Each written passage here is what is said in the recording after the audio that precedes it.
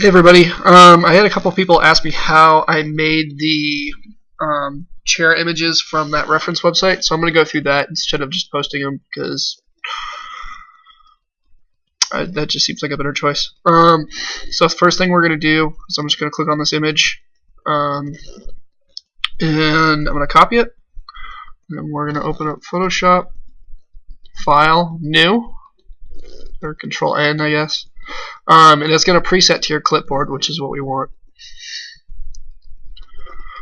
So I'm just going to do Control V. So the quick way to do this is just set a width and height that are equal to each other. So what that's going to do is it's going to constrain your crop to a square, which is what we want. So the first thing I'm going to do is, actually the first thing I'm going to do is I'm going to crop out that top image. So we are going to, don't crop, set the crop, remove that. So that will just give us a uniform height that we can work with, and that way the images will stay in scale, which is quite nice. Try to get this as close as we can here. Hit enter. So you can see that we've just cropped both of those. So now what we can do is we're going to do that crop again, and we're going to set to 500 to get the square.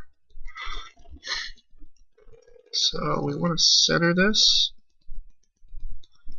like so.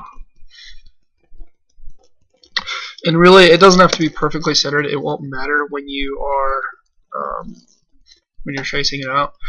You can either erase the stuff on the side, or just leave it and just not model it when you're using it as a reference. But I'm going to show you guys. So I just got the select tool, selected that side. I'm just going to paint bucket it white. That's not working, so I'm just going to use the paintbrush tool because I feel like it. Do Control D, and then File, Save As. I'll just save this to my desktop as a JPEG file.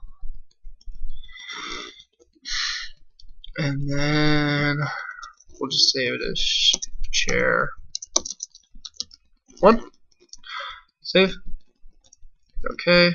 And then just undo, so Control Z or Command Z. And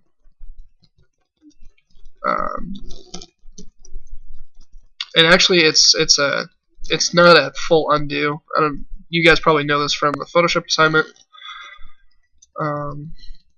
but it's another combination that's actually called step forward. So now that we're back to this, I'm just going to do the same thing and use the square. And actually, if I can tweak that, I won't have to erase anything. So File, Save As, and then we can save that as a JPEG as chair 2.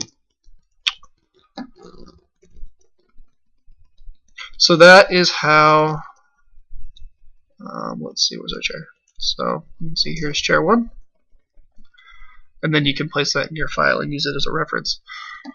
And that's how we did it. Cool.